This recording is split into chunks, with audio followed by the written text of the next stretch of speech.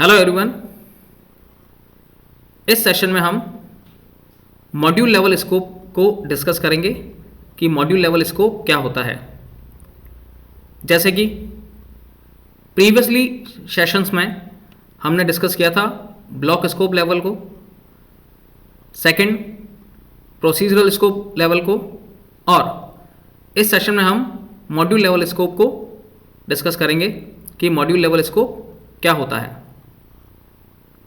In general terms अगर हम बात करें, मॉड्यूल लेवल स्कोप एक ऐसा स्कोप है जिसमें इन बिटवीन द मॉड्यूल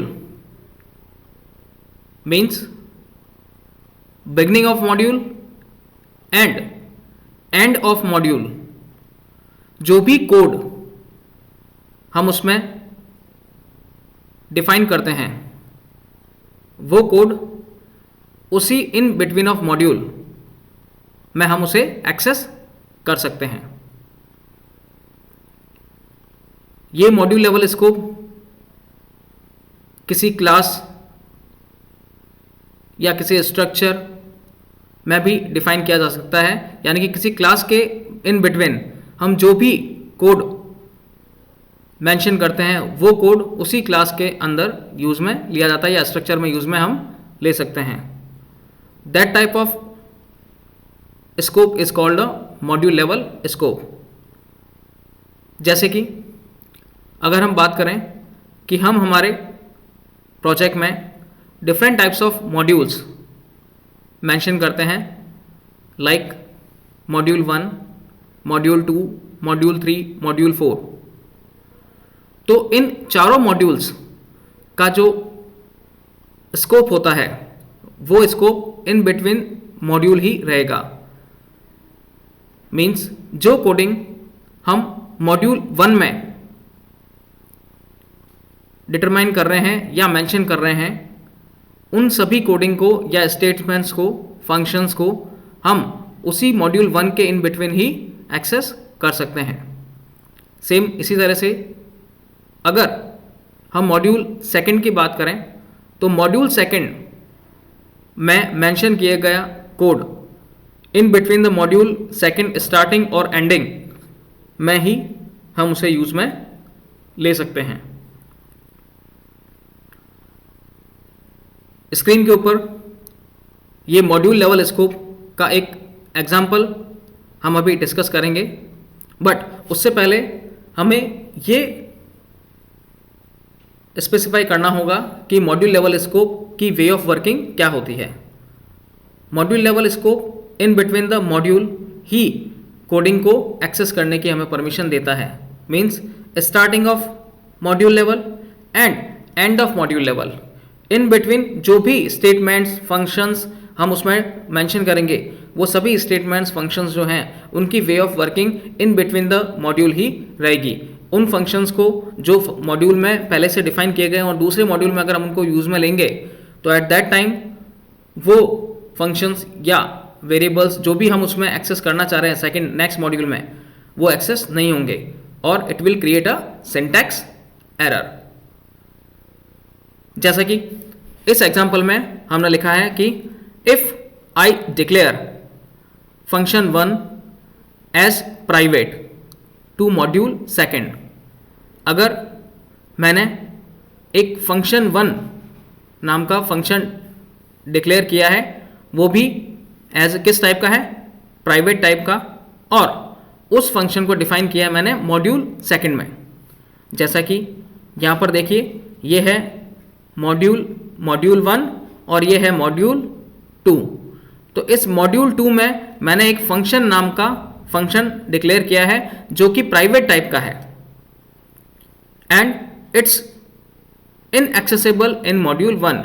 तो जो ये फंक्शन मैंने डिफाइन किया है प्राइवेट टाइप का, ये एक्सेसिबल नहीं है कहाँ पर, मॉड्यूल 1 में। अगर इस फंक्शन 1 को हम मॉड्यूल 1 के अंदर अगर एक्सेस करेंगे तो क्या होगा, सिंटैक्स एरर जो है वो आपको स्क्रीन के ऊपर मैसेज आ जाएगा। इस एग्जांपल में हम डिफाइन करते हैं सबसे पहले Firstly, module 1. It's a starting of module level. In other words, we can say a beginning of module, which is specified with the name of module 1. After that, sub main function. It's a main entry level of our program, which is specified to compiler to compile the program from this entry level. After that, यहाँ पर मैंने specify किया है system.console.writeLine. It's simply a method which is mainly used to print string on the console at the time of runtime. इसमें हमने module 2 dot function 1 को call किया है, यानी कि मॉड्यूल 2 जो कि यहाँ पर स्पेसिफाई किया गया है module 2 dot function 1 means module 2 के अंदर जो फंक्शन 1 डिफाइन किया गया है उसको मैंने यहाँ पर क्या किया है, मॉड्यूल 1 में कॉल किया है, और वो फंक्शन यहाँ पर कॉल करेंगे तो सिंटैक्स एरर आएगी. इसका देखो मैंने एक आगे कमेंट लिखा है, विल नॉट वर्क. अगर इस फंक्शन को हम कॉल करेंगे जो कि मॉड्यूल 2 में बना हुआ है, और इस मॉड्यूल 2 में बने गए फंक्शन 1 को अगर हम फंक्शन को मॉड्यूल 1 में एक्सेस करते हैं या कॉल करते हैं तो it will create a syntax error. After that and सब जो कि हमारे मेन फंक्शन की एंडिंग को डिनोट कर रहा है, और उसके बाद में एंड मॉड्यूल. ये एंड मॉड्यूल क्या है, it's a exit level of module 1 means in other words we can say end of module 1. Okay, so it's a way of working of module 1 जिसमें system.console.writeLine मेथड के through हमने module 2 के function 1 को call किया है. Next module 2, it's another we will specify a module with name of module 2.